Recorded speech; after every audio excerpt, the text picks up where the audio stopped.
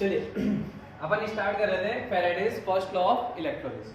तो जैसे मैंने आपको बताया कि इलेक्ट्रोलिसिस प्रोसेस क्या होती है कि अपन ने कोई भी इलेक्ट्रोलाइट लिया है और उसे कनेक्ट किया है किसी बैटरी से, ठीक है। बैटरी से कनेक्ट करने के बाद क्या होगा, इस इलेक्ट्रोलाइट में सिंपल सी बात है, इलेक्ट्रोलाइट आयंस में ब्रेक होगा, पॉजिटिव या निगेटिव। तो यहाँ पे दो ही प्रोसेस होती है, या तो कोई गैस लिबरेट होती है या कोई प्योर मेटल में डिपॉजिट होता है। बट जो भी हो रहा हो, फैराडे ने क्या समझाने की कोशिश की थी वो हमें देखना है। तो फैराडे ने क्या बोला था उसकी फर्स्ट लॉ में कि ये इलेक्ट्रोलाइटिक सॉल्यूशन है, अगर इसमें जो भी अमाउंट ऑफ इलेक्ट्रिसिटी पास की जा रही है, यानी इस इलेक्ट्रोलाइटिक सॉल्यूशन में क्या होगा, मैंने इलेक्ट्रोलाइटिक सेल दो टाइप के बताए थे, गैल्वेनिक सेल और इलेक्ट्रोलाइटिक। इलेक्ट्रोलाइटिक में क्या होता है, हम इलेक्ट्रिसिटी पास करते हैं और केमिकल रिएक्शन होती है, और गैल्वेनिक में क्या था, हम केमिकल रिएक्शन करवाते हैं और इलेक्ट्रिसिटी पास होती है। तो दोनों बिल्कुल अपोजिट वर्क करते हैं, और मैंने ये भी बताया था कि दोनों को एक दूसरे में कन्वर्ट किया जा सकता है, ठीक है। तो यहाँ पे सीधा सीधा फैराडे ने क्या समझाने की कोशिश की है, फैराडे ने बोला है कि जो भी अमाउंट ऑफ इलेक्ट्रिसिटी हम इलेक्ट्रोलाइट में पास करते हैं, यानी जितनी भी इलेक्ट्रिसिटी तुम पास करोगे उतना ही प्रोडक्ट या तो लिबरेट होगा या डिपॉजिट होगा। सीधी सीधी सी बात है, ठीक। यानी यहाँ पे तुम जितने अमाउंट में इलेक्ट्रिसिटी दोगे, जितना चार्ज तुम दोगे, उतना ही तुम्हें प्रोडक्ट मिलेगा। ये उसकी फर्स्ट लॉ ऑफ इलेक्ट्रोलिसिस थी। तो इसका स्टेटमेंट हम लिखते हैं। सबसे पहले स्टेटमेंट क्या है,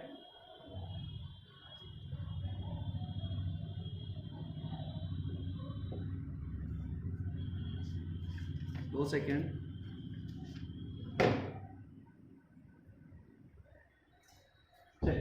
स्टेटमेंट लिखिए, the amount of substance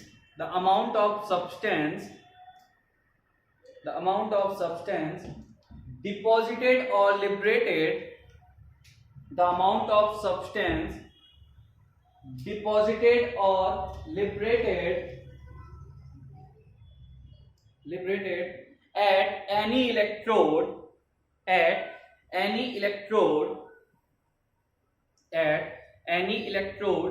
is directly proportional to the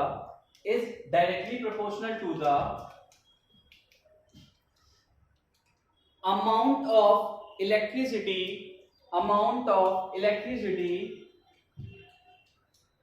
passed through electrolyte, ठीक है। Amount of electricity passed through electrolyte, यानी कि आप किसी इलेक्ट्रोलाइट से इलेक्ट्रोलाइट में जितना चार्ज पास कर रहे हो या जितनी इलेक्ट्रिसिटी आप उससे पास कर रहे हो, उस इलेक्ट्रोलाइट से आपको उतना ही प्रोडक्ट मिलेगा।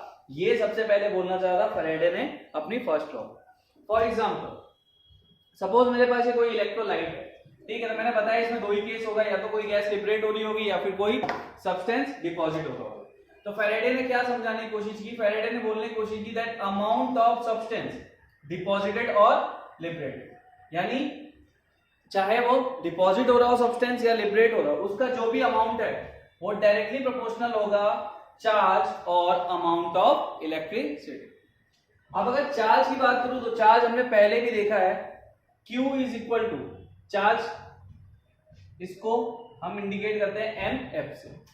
यानी कि अगर मैं बोलूं N क्या है, तो N यहाँ पे है मोल, अगर मोल है 1 तो ये क्या हो जाएगा 1F, यानी Q किसके इक्वल होता है 1 फैराडे। और मैंने तुम लोग को जब नस्ट इक्वेशन बताया था तब मैंने साफ साफ वहां पे एक वैल्यू लिखवा के दी थी that 1 Faraday is equal to 96500 coulomb, ठीक है। तो ये है, यानी चार्ज क्या होता है या अमाउंट ऑफ इलेक्ट्रिसिटी, क्यू को हम क्या बोल सकते हैं, क्यू को हम अमाउंट ऑफ इलेक्ट्रिसिटी भी बोल सकते हैं या चार्ज भी, बात तो एक ही है यार, ठीक है। वो किसके इक्वल होता है, वो इक्वल होता है चार्ज ऑन 1 मोल इलेक्ट्रॉन, ठीक है। और 1 मोल इलेक्ट्रॉन पे जो चार्ज होता है उसकी वैल्यू होती है 1 फैराडे के इक्वल, जो कि होता है 96500। तो यहां से उसने एक इक्वेशन लिखी that amount of any substance deposited और liberated is directly proportional to amount of electricity passed through electrolyte। अब यहाँ पे क्या है, यहाँ पे साइन है, तो इस साइन को हम रिमूव करेंगे, तो यहाँ पे एक नया टर्म हम लेंगे जिसे हम बोलेंगे Z, और Z को क्या बोलते हैं, तो Z को बोलते हैं इलेक्ट्रोकेमिकल इक्विवेलेंट, इलेक्ट्रोकेमिकल इक्विवेलेंट। ठीक है, तो यहां से हमारा क्या फॉर्मूला हो रहा है, W is equal to Z into Q। अब देखो कुछ क्वेश्चंस तो यहां से डायरेक्टली सॉल्व हो जाएगा, तुम्हें चार्ज सीधा सीधा दिया हुआ है, नहीं भी दिया है, मान लो उसने बोला है चार्ज ऑन 2 मोल इलेक्ट्रॉन। अगर मान लो चार्ज ऑन 2 मोल इलेक्ट्रॉन बोला है तो चार्ज हम कैसे निकालेंगे, Q is equal to NF से, और N की वैल्यू यहाँ पे कितनी है 2 इंटू F, और F की वैल्यू कितनी होती है 96500, तो चार्ज कितना हो जाएगा 2 इंटू 96500 कूलम। तो 1 मोल इलेक्ट्रॉन पे जो चार्ज होता है वो 1 फैराडे के इक्वल होता है 96500 कूलम, और जैसे जैसे मोल्स के नंबर बढ़ेंगे चार्ज की वैल्यू Q की वैल्यू भी बढ़ती जाएगी। ठीक, इतना नोट कीजिए एक बार। अब यहाँ पे एक चीज और है, आप लोगों ने इक्विवेलेंट लॉ पढ़ा होगा, कि इक्विवेलेंट लॉ आपने कभी ना कभी पढ़ा होगा। तो इक्विवेलेंट लॉ क्या होता है, इक्विवेलेंट लॉ क्या डिफाइन करता है, इक्विवेलेंट लॉ सीधी सीधी बात बोलता है कि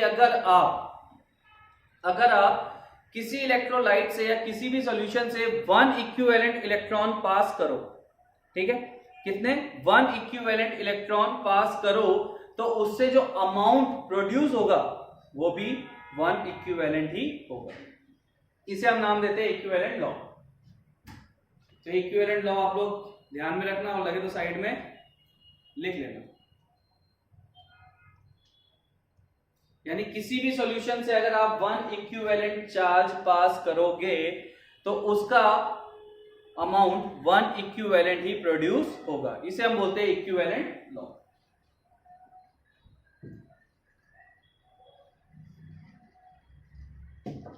अब देखो यहां से एक चीज, अगर मैं बोलूं कि मैं 1 इक्विवेलेंट इलेक्ट्रॉन या 1 इक्विवेलेंट चार्ज किसी सॉल्यूशन से पास कर रहा हूं, तो इसका मतलब क्या है। अगर मैं बात करूं इलेक्ट्रॉन की, तो इलेक्ट्रॉन का वैलेंसी फैक्टर कितना होता है 1।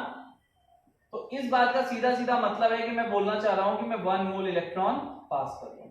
ठीक, अगर कहीं पे लिखा है कि 1 इक्विवेलेंट इलेक्ट्रॉन हम पास कर रहे हैं किसी सॉल्यूशन से, तो उसका मतलब होता है हम 1 मोल इलेक्ट्रॉन पास कर रहे हैं।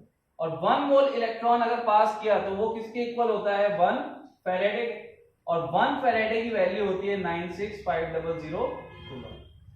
तो कहीं पे तुम्हें बोला जाए कि 1 इक्विवेलेंट चार्ज पास किया जा रहा है तो उसका मतलब है 1 मोल चार्ज पास किया जा रहा है, या 1 equivalent electron are passed through any solution, तो उसका मतलब क्या है 1 mole electron are passed. 1 mole electron पे जो चार्ज होता है वो 1 फैराडे के इक्वल होता है, और 1 फैराडे की जो वैल्यू होती है वो 96500 कूलम के इक्वल होती है। ठीक है, तो इक्विवेलेंट लॉ क्या बोलती है, इक्विवेलेंट लॉ यहाँ पे सीधा सीधा बोलती है कि अगर आप एक इक्विवेलेंट चार्ज पास कर रहे हो तो उससे जो अमाउंट ऑफ प्रोडक्ट बन रहा है वो भी 1 इक्विवेलेंट है। अगर मैं यहां पे वापस आ जाऊं, तो सिंपल सी बात है, Q हमारा क्या है 1 फैराडे 96500, ठीक है, और 96500 का मतलब क्या है 1 मोल चार्ज। तो मैं 1 मोल चार्ज की जगह 1 इक्विवेलेंट चार्ज भी तो ले सकता हूं ना। तो यहां पे क्या है कि अगर मैं इक्विवेलेंट लॉ लगाऊं, इस चीज को ध्यान से समझना है। देखो ये Q है, Q का मतलब क्या है 96500 कूलम यानी 1 Faraday. W weight of substance deposited और लिबरेटेड, Z आपका इलेक्ट्रोकेमिकल इक्विवेलेंट है। तो मुझे अगर यहां से Z कैलकुलेट करना है तो मैं कैसे करूंगा। अब देखो अगर मैं 1 इक्विवेलेंट चार्ज पास कर रहा हूं तो इसका मतलब क्या है 1 मोल चार्ज पास कर रहा हूं, उसका मतलब क्या है 1 फैराडे पास कर रहा हूं, उसका मतलब क्या है 96500 कूलम ऑफ इलेक्ट्रिसिटी पास कर रहा हूं। बट अभी भी मैंने तुम्हें एक लॉ बताई थी, इक्विवेलेंट लॉ। अगर तुम 1 इक्विवेलेंट चार्ज पास करोगे तो उससे अमाउंट कितना मिलेगा 1 इक्विवेलेंट ही मिलेगा, और 1 इक्विवेलेंट मतलब इक्विवेलेंट मास। ठीक है, तो अगर मैं यहां पे देखूं तो मुझे यहां पे W मेरा किससे रिप्लेस हो जाएगा E से, तो यहां से E is equal to Z by Z into Q। और अगर मुझे ऐसे Z कैलकुलेट करना है तो Z इज इक्वल टू कितना हो जाएगा E बाय Q, और Q की वैल्यू कितनी होती है 96500 कूलम। तो मैं यहां से सीधा सीधा Z कैलकुलेट कर सकता हूं किसकी हेल्प से, इक्विवेलेंट लॉ की हेल्प से। अब हमारे पास फॉर्मूला था W is equal to Z into Q, और Z की वैल्यू अगर मैं यहां पे पुट करूं तो मेरे पास इक्वेशन क्या बन के आती है, मेरे पास इक्वेशन बन के आती है that W is equal to E into Q by 96500। ठीक है। अब आप लोगों ने फिजिक्स वगैरह में या कहीं ना कहीं पढ़ा होगा that charge is equal to current flowing into time. Charge is equal to current into time. तो अगर मैं Q is equal to I T यहां पुट करूं तो W इज इक्वल टू क्या हो जाएगा, E into I into T upon 96500। ये है वेट जो कि आपका मिलेगा ग्राम में, ये है इक्विवेलेंट वेट जो भी हमको पुट करना है ग्राम में, ये है करंट जो कि हमें पुट करना है एम्पियर में, ये है टाइम जो हमें पुट करना है सेकंड में, और ये है 96500 चार्ज ऑन 1 मोल इलेक्ट्रॉन। तो ये हमारा सबसे इंपॉर्टेंट फॉर्मूला है जो हमें यूज करना है ड्यूरिंग क्वेश्चंस। जब हम इसके क्वेश्चन करेंगे तो हमारा एक तो ये फॉर्मूला यूज होगा, ठीक है। अगर आपको z की वैल्यू डायरेक्टली दे दी है तो कुछ करने की जरूरत ही नहीं, फिर हमारा फॉर्मूला हो जाता है z i t, w is equal to z i t, क्योंकि हम q की वैल्यू यहां से रख सकते हैं। अब देखो इसी फॉर्मूले को वापस से उठाता हूं, तो मैं कहां उठाता हूं, मैं साइड में उठाता हूं। मेरा यहाँ पे क्या है, w is equal to z into q, and q is equal to क्या होता है i t। तो एक फॉर्मूला डेवलप होता है z into i into t। कब, जब तुम्हें z गिवन, नहीं गिवन होगा तो तुम ये फॉर्मूला यूज करके निकाल लोगे। चलिए इतना नोट कीजिए एक बार, ये दो हमारे इंपॉर्टेंट फॉर्मूले हैं, तो उस फॉर्मूले से तुम्हें क्वेश्चन करने ही करने हैं। जितने भी क्वेश्चन होंगे डेवलप वो इस फॉर्मूले से, ये सब मैं हटा देता। तो फैराडे की फर्स्ट लॉ क्या थी, फर्स्ट लॉ सिंपल सी बात, सिंपल सी चीज उसने बोली थी कि जितनी इलेक्ट्रिसिटी तुम इलेक्ट्रोलाइट से पास करोगे तुमको अमाउंट ऑफ प्रोडक्ट भी उतना ही मिलेगा। अब देखो अगर मैं इस फॉर्मूले को उठाऊं, W is equal to E into I into T upon 96500, तो यहां से एक चीज और हो सकती है, क्या हो सकती है कि इक्विवेलेंट वेट, आप सबने पढ़ा होगा that equivalent weight is equal to molecular mass by n factor. अब n फैक्टर का जो मतलब होता है उसी को हम लोग वैलेंसी फैक्टर भी बोलते हैं। तो जिसने जो पढ़ा हो समझ लेना, n फैक्टर और वैलेंसी फैक्टर कुछ अलग अलग नहीं है। तो अगर मैं ये यहाँ पे पुट करूं तो क्या हो जाएगा, W is equal to molecular mass को मैं m से दिखा देता हूं, m अपॉन n फैक्टर और valency factor into 96500 into I into T. तो अगर तुमको इक्विवेलेंट दिया हुआ है तो तुम डायरेक्टली ये फॉर्मूला यूज करोगे, और तुमको इक्विवेलेंट वेट नहीं दिया हुआ है तो तुम ये फॉर्मूला यूज करोगे। हालांकि दोनों डेवलप एक से ही होते हैं, अगर इक्विवेलेंट वेट की जगह तुम molecular mass by n factor रख देते तो ये फॉर्मूला बन जाता है। तो ये दो इंपॉर्टेंट फॉर्मूले हैं जिस पे हम क्वेश्चन करने वाले हैं, नोट डाउन कर लीजिए इसे।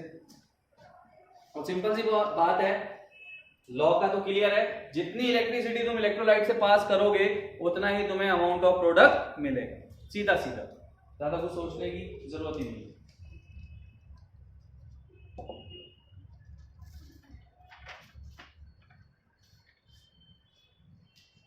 वैलेंसी फैक्टर और n फैक्टर आप सबको निकालना आता होगा, अगर किसी को नहीं आता है तो मैं यहाँ पे एक शॉर्ट फॉर्म में इसको रिवाइज करा देता कि कैसे निकाला जाता है।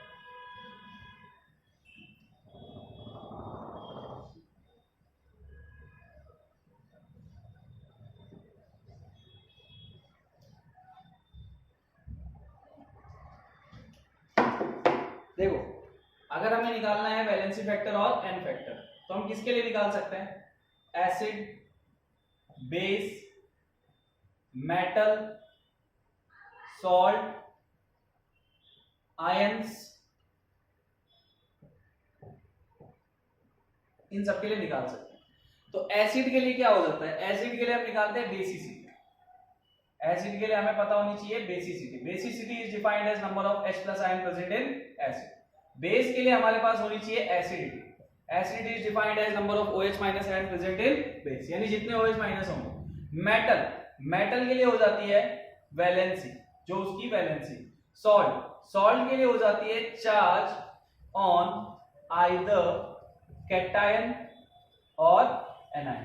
फॉर एग्जांपल मेरे पास है MgCl2 सॉल्ट, ये सॉल्ट है, तो अगर मैं इसमें चार्ज देखूं तो Mg पे टोटल चार्ज कितना है, Mg पे है +2 और Cl पे होता है -1, लेकिन Cl कितने हैं 2, तो यहाँ पे भी चार्ज कितना है -2, तो दोनों में से कोई एक चार्ज, चाहे प्लस वाला चाहे माइनस वाला, सिंपल सी बात है, हमें वैल्यू लेनी होती है तो हम 2 लेंगे, प्लस माइनस चार्ज हम नहीं लेते, ठीक है। तो यहाँ पे चार्ज हम नहीं लेते, हम यहाँ पे इसे वैलेंसी फैक्टर कितना हो जाएगा 2, यानी कैटायन या एनायन दोनों में से किसी एक के चार्ज की वैल्यू। आयंस, आयंस का मतलब क्या है, आयंस होंगे तो उस पे क्या हो जाएगा चार्ज। तो ये सब तो आप लोगों को वैलेंसी फैक्टर निकालने में कोई दिक्कत नहीं जाती होगी। अगर किसी को थोड़ी बहुत दिक्कत जाती होगी तो वो कहाँ जाती होगी, वो उस पोजीशन पे जाती होगी जब रिएक्शन फॉर्म में कुछ गिवन हो। तो उसके लिए मैं एक शॉर्ट फॉर्म दे देता हूँ यार, एक ट्रिक दे देता हूँ। अगर रिएक्शन गिवन हो तो तुम उसमें कैसे वैलेंसी फैक्टर कैलकुलेट कर सकते।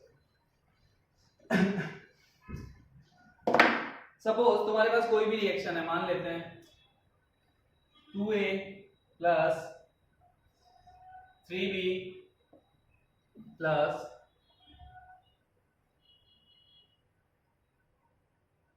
4C gives out 4D plus 3E plus 12 electron.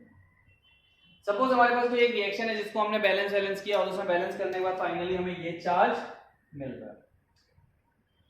हमें क्या चार्ज मिल रहा है, चार्ज ये मिल रहा है। कोई भी रिएक्शन, मैंने इसे एक हाइपोथेटिकल फॉर्म में लिया हुआ है सिर्फ समझाने के लिए। अगर इसका तुम एग्जांपल लेना चाहते हो तो इसका एग्जांपल हम छोटा सा कैसे ले सकते हैं, like Zn gives out Zn plus 2 electron, या ऐसी कोई भी रिएक्शन जिसमें तुम चार्ज को बैलेंस कर रहे हो।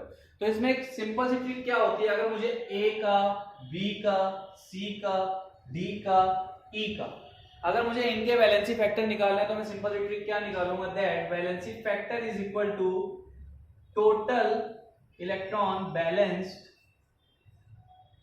Divide by balancing coefficient of substance. Balancing coefficient हमें किसका लेना है, बैलेंसिंग कोएफिशिएंट हमें उसी का लेना है जिसका हमें वैलेंसी फैक्टर निकालना है। फॉर एग्जांपल ऊपर वाली रिएक्शन में मैं निकाल रहा होता वैलेंसी फैक्टर ऑफ A, तो यहाँ पे डायरेक्टली मैं क्या करता, टोटल चार्ज कितने हैं रिएक्शन में, टोटल इलेक्ट्रॉन कितने हैं रिएक्शन में 12, इसका बैलेंसिंग फैक्टर कितना है 2, तो ये कितना हो जाएगा 6, इसका बैलेंसिंग फैक्टर 6 आ गया। B का निकालना होता टोटल इलेक्ट्रॉन कितने हैं 12, इसका बैलेंसिंग फैक्टर कितना है 3, 4 आ गया। टोटल अब मुझे C का निकालना होता तो टोटल कितना है 12 डिवाइड बाय 4, 3 आ गया। D का निकालना होता तो D का भी कितना आ जाता, 3 आ जाता। E का निकालना होता तो 4 आ जाता। यानी उस रिएक्शन में जितने इलेक्ट्रॉन बैलेंस किए गए हैं उससे आप जिसका आपको वैलेंसी फैक्टर निकालना है उसके बैलेंसिंग कोएफिशिएंट से आप इलेक्ट्रॉन के नंबर को डिवाइड कर दो, आपको सीधा सीधा क्या मिल जाएगा, वैलेंसी फैक्टर मिल जाएगा उस सब्सटेंस का। ठीक है, तो ये रिएक्शन पैटर्न है। जैसे मान लो मुझे Zn का निकालना होता तो इसमें टोटल इलेक्ट्रॉन कितने हैं, टोटल इलेक्ट्रॉन है 2, Zn का बैलेंसी फैक्टर बैलेंसिंग कोएफिशिएंट कितना है 1, तो इसका कितना आ गया 2 आ गया। ठीक, तो रिएक्शन फॉर्म में आपको ऐसे घबराने की जरूरत नहीं है, टोटल इलेक्ट्रॉन कितने हैं ये देख लो और जिसका निकालना उसके बैलेंसिंग कोएफिशिएंट से डिवाइड कर दो, आपको सीधा सीधा बैलेंसी फैक्टर मिल जाएगा 2 सेकंड में, ज्यादा दिक्कत आपको नहीं आएगी। ठीक है, तो ये आप लोग निकाल लेना अगर क्वेश्चन वगैरह में पूछे तो। इसीलिए मैंने थोड़ा सा इसको रिमाइंड करा दिया क्योंकि अब हमें इसके क्वेश्चन अब करने हैं। तो अब आप लोग को याद है कि नहीं है वो मुझे नहीं पता, बट यहां से आप लोग को याद आ गया होगा। चलिए नेक्स्ट हम चलते हैं, ये तो बात हो गई। अब देखो जेई में एक क्वेश्चन डेवलप किया गया है। क्वेश्चन क्या डेवलप किया गया है, इफ एफिशिएंसी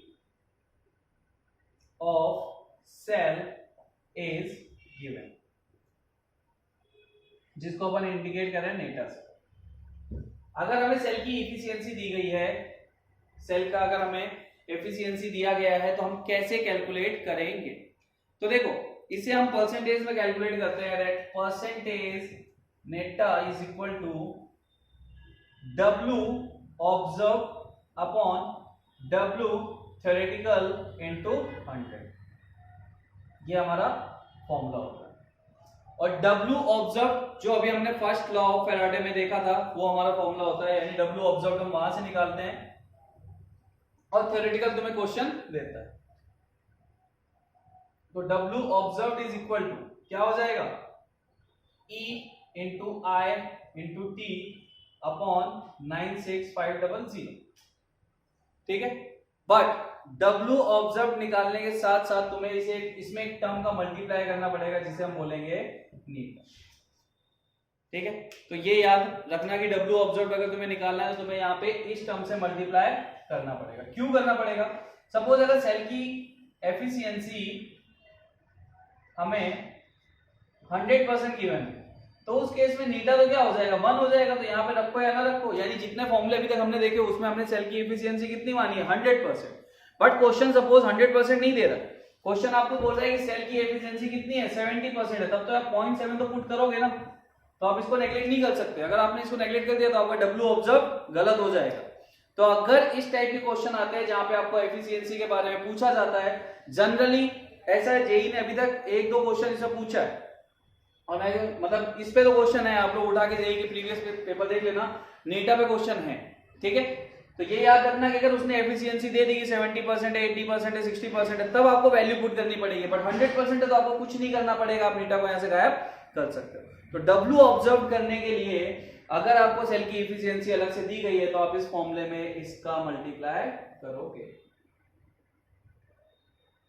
और अगर आपको निकालना है परसेंटेज नीटा, तो डब्ल्यू ऑब्जर्व की जो वैल्यू है डिवाइड बाय थ्योरेटिकल इनटू 100, यानी उस केस में आप क्या करोगे, डब्ल्यू ऑब्जर्व सीधा सीधा इस फॉर्मूले से कैलकुलेट कर लो।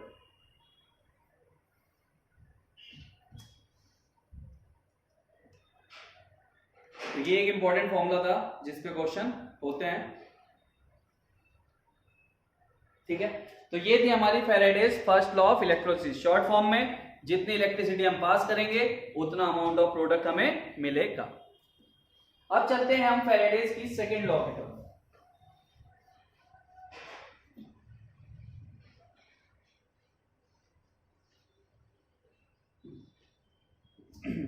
हमें देखना है Faraday's second law of electrolysis. First law हमने देख ली, और सेकेंड भी मैं तुम्हें ऑलरेडी बता चुका हूं, बट यहां से मैं तुम्हें बताऊंगा मैंने कहां बताया। Faraday's second law of electrolysis.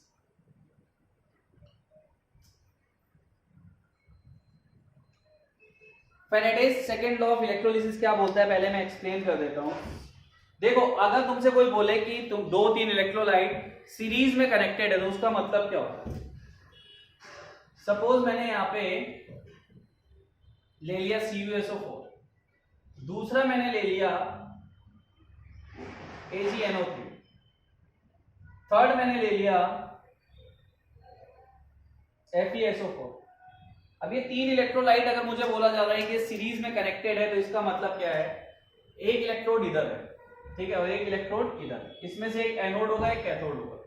बाकी दोनों को आप कैसे करोगे, इनके इलेक्ट्रोड आपस में कनेक्टेड होंगे, फिर इसके इलेक्ट्रोड आपस में कनेक्टेड होंगे। तो ये जो इस टाइप का सेल होगा, या इस टाइप का जो भी सेल आपके सामने रखा जाएगा, वो क्या होगा, वो कनेक्ट होंगे 3 इलेक्ट्रोलिटिक सेल, किस फॉर्म में, in the form of series. तो कभी भी ऐसा कुछ हो तो आपको ये समझ जाना कि यहां से लेके वहां तक इलेक्ट्रिसिटी सप्लाई हो रही है, यानी तीनों सेल में एक साथ सप्लाई हो रही है, इलेक्ट्रोड मतलब इनके कैथोड एनोड आपस में कंबाइंड है। तो ऐसे हम एक या एक से ज्यादा सेल को आपस में कनेक्ट कर सकते हैं। अब Faraday's second law of electrolysis है, वो सिंपल सी बात है, उसमें ज्यादा क्वेश्चन वगैरह नहीं होते। उसने जो अपना एक स्टेटमेंट दिया और उसे समझाने की कोशिश की, जो मैंने अभी आपको इक्विवेलेंट लॉ में समझा दिया। तो वही चीज हमें यहाँ पे लिखनी है और कुछ नहीं लिखना, यानी इसके लिए हमें वैलिड होती है इक्विवेलेंट लॉ। तो इक्विवेलेंट लॉ के अकॉर्डिंग हमें इसका सबसे पहले स्टेटमेंट देखना है कि इसने स्टेटमेंट क्या दिया था और ये क्या बोलना चाहता था। चलिए लिखिए इसका statement. Faraday's second law of electrolysis states that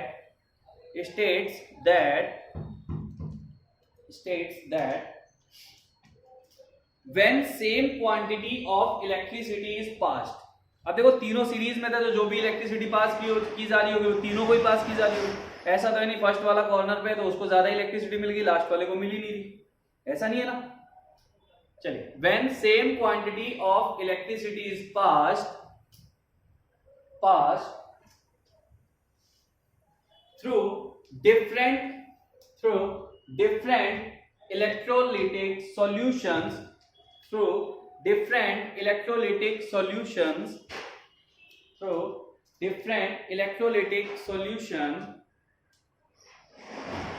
connected in series, then weight of the substances produced at electrodes is directly proportional to the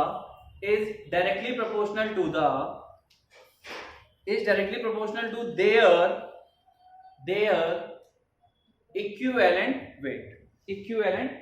तो जैसे अभी हमने कनेक्टिविटी में देखा, पहला CuSO4 था, दूसरा AgNO3 था। तो मैं अगर बोलूं वेट ऑफ Cu डिपॉजिटेड, यानी Cu जितना डिपॉजिट हुआ और वेट ऑफ Ag डिपॉजिटेड, तो ये क्या होंगे, ये डायरेक्टली इक्वल होंगे अपने अपने इक्विवेलेंट वेट, यानी इक्विवेलेंट वेट ऑफ Cu और ये किसके इक्वल होगा, इक्विवेलेंट वेट ऑफ Ag। तो ये मैंने ऊपर ही फर्स्ट लॉ में आपको क्लियर कर दिया था जब मैंने आपको इक्विवेलेंट लॉ बताया था कि जितना आप चार्ज वन इक्विवेलेंट चार्ज लोगे तो उससे अमाउंट ऑफ प्रोडक्ट भी कितना मिलेगा, वन इक्विवेलेंट मिलेगा। तो वैसे ही केस यहाँ पे, और उस केस में हमने देखा था कि W is equal to E के हो गया था जब हमने Z की वैल्यू निकालने की कोशिश की। तो वही थी सेकेंड लॉ, वही मैंने समझा दी थी। डेराइव यहाँ पे करा तो तुम कंफ्यूज हो जाते, इसलिए मैंने उसको फर्स्ट लॉ में ही पूरा डेरिवेशन करा दिया उसका सब कुछ। सेकेंड लॉ में सिर्फ तुम्हारे लिए स्टेटमेंट बच जाता है और कुछ नहीं, ठीक है। तो ये थी अपनी Faraday's first and second law of electrolysis.